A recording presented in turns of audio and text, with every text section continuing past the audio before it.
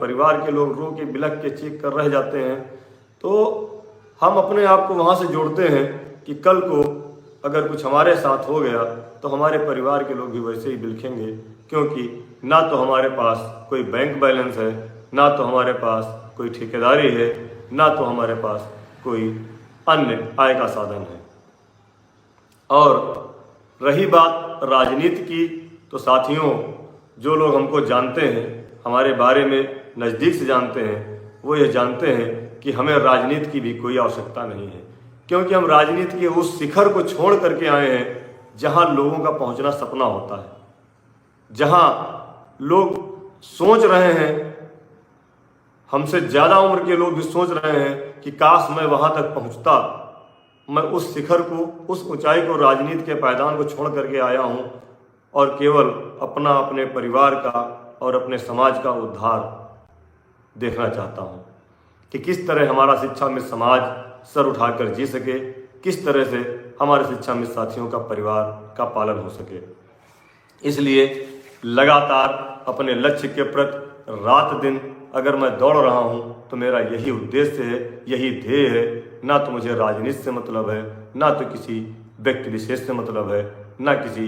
राजनीतिक पार्टी से मतलब है। मेरा उद्देश्य सिर्फ अपने जीवन को सुधारना, शिक्षा मित्रों के साथ जिस नौकरी से हमने 24 साल गुजार दिए, अब उसी नौकरी की आशा में हम आगे बढ़ रहे हैं, क्योंकि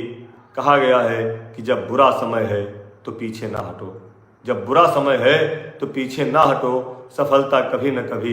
तो मिलेगी ही। अगर पीछे हट गए, बीच राह में बैठ गए तो सफलता नहीं मिलेगी। गरीर वाला जी आपके नाम से लिख करके आ रहा है, आपके सवाल का जवाब भी मिलेगा।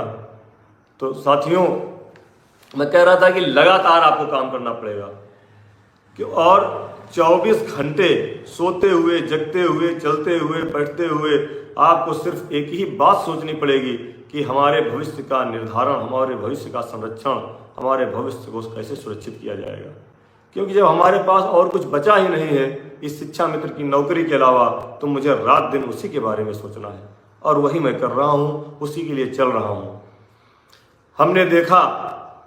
बहुत सारे संगठन के पदाधिकारियों को देखा, बहुत सारे संगठनों को देखा। मैं हमारे साथ एक अनुदेशक साथी भी, कई अनुदेशक साथी जुड़े हैं, तो मैं बिल्कुल आपका जवाब देना चाह रहा था बीच में